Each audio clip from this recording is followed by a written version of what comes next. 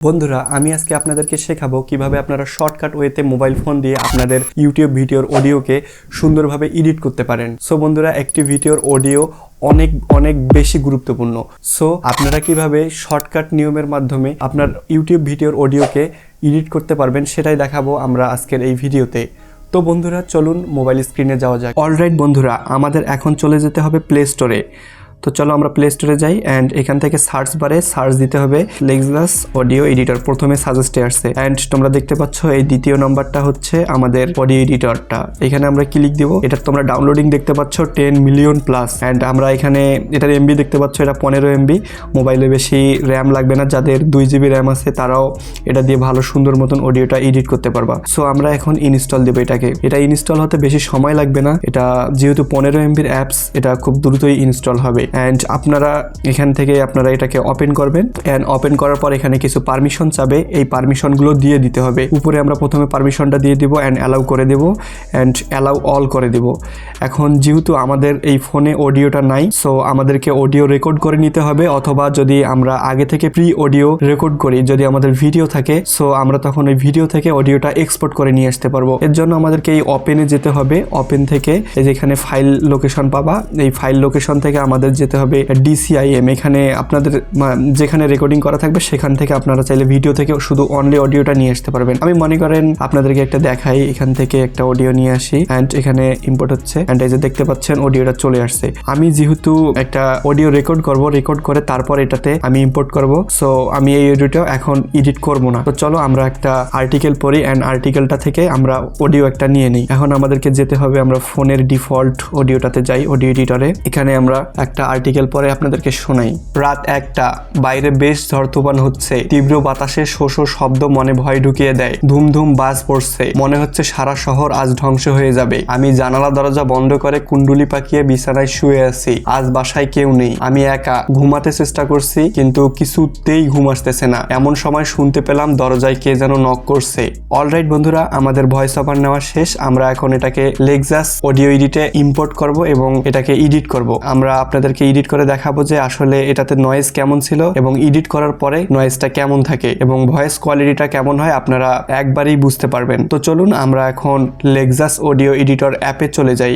Alright বন্ধুরা, আমাদের যেহেতু আগে থেকে আর্টিকেলের ভয়েস ওভার নেওয়া শেষ, সো এখন আমরা লেক্সাস অডিও এডিটরের মধ্যে প্রবেশ করব অ্যান্ড এখান থেকে আমাদেরকে যেতে হবে ওপেন অপশনে অ্যান্ড ওপেন থেকে আমাদের যেখানে অডিওটা রেকর্ডিং করা আছে আমরা সেখান থেকে অডিওটা নিয়ে আসবো। যেহেতু আমাদের স্ক্রিন রেকর্ডার দিয়ে রেকর্ডিং করা, সো আমি এখান থেকে আমার অডিওটাকে ইম্পোর্ট করব অ্যান্ড এখান থেকে আমরা এখন অডিওটাকে এডিট করব। আমার এই সামনের এই জায়গাটুকুর প্রয়োজন নেই, সো আমি এই জায়গাটাকে ধরে এখান থেকে ডিলিট করে দেবো। সরি, এটা সামনে থাকবে অ্যান্ড এইটা এখানে নিয়ে নিব। এখান থেকে 3 ডটে যাব, 3 ডট থেকে আমরা এখান থেকে এটাকে ডিলিট করে দেব অ্যান্ড ডিলিট করে দিলে আমাদের মেইন অডিওটুকু আসবে। এখন হচ্ছে আমাদের এইখানে কাজ, আমরা এখন এটাকে সিলেক্ট করব। এই কর্নারে যে লাঠির মতো একটা অপশন আছে, এখানে এটাকে ক্লিক দিয়ে সিলেক্ট করব। সিলেক্ট করার পর আবার 3 ডটে যাব, 3 ডট থেকে এখন আমরা মেইন এডিটিং প্রসেসে যাব।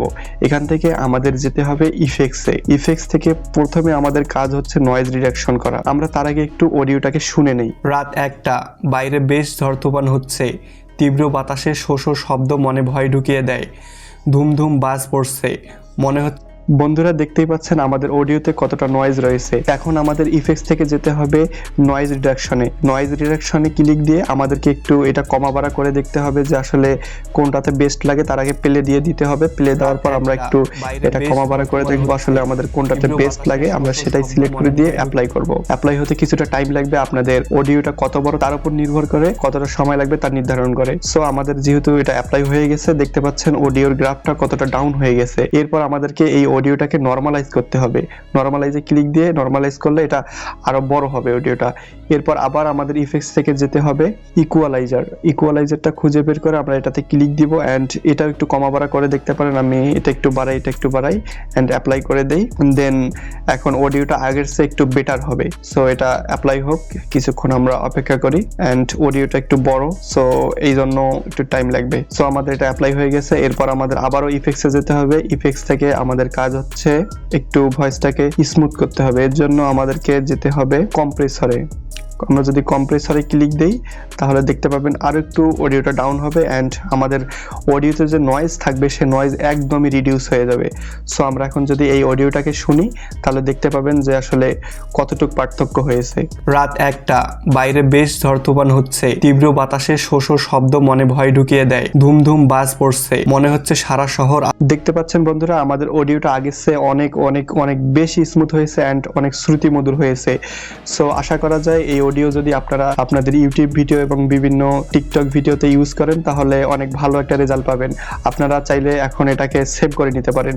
এর জন্য আপনাদেরকে ডিসসিলেক্ট করতে হবে অডিও লেয়ারটাকে। অডিও লেয়ার ডিসসিলেক্ট করার জন্য আমাদেরকে এই বাটনে প্রেস দিতে হবে। সো এবার ডিসসিলেক্ট হয়ে যাবে অ্যান্ড এখান থেকে আমরা সেভ করব। সেভ করার সময় অবশ্যই একটা জিনিস মাথায় রাখবেন, এই নিচে কর্নারে যে অপশন আছে M4A, এইখান থেকে আপনাদেরকে অলওয়েজ ওয়াভ ফরম্যাটে নিতে হবে, ওয়েব ফর্ম নেওয়ার পর এটাকে সেভ করে দিতে হবে। ব্যাস আমাদের কাজ কমপ্লিট, এখন আমাদের সম্পূর্ণ এডিট শেষ। সো বন্ধুরা এই ছিল আমাদের আজকের ভিডিওটা যদি ভালো লেগেই থাকে তাহলে ভিডিওতে একটি লাইক দিবেন এবং কমেন্ট করে জানাবেন পরবর্তী সময় আপনারা কি ধরনের ভিডিও দেখতে চান। আপনাদের কমেন্টের উপর ভিত্তি করে আমি নতুন নতুন ভিডিও নিয়ে আসবো। তো বন্ধুরা সবাই ভালো থাকো, সুস্থ থাকো, টেক কেয়ার, আল্লাহ হাফেজ, ফিস।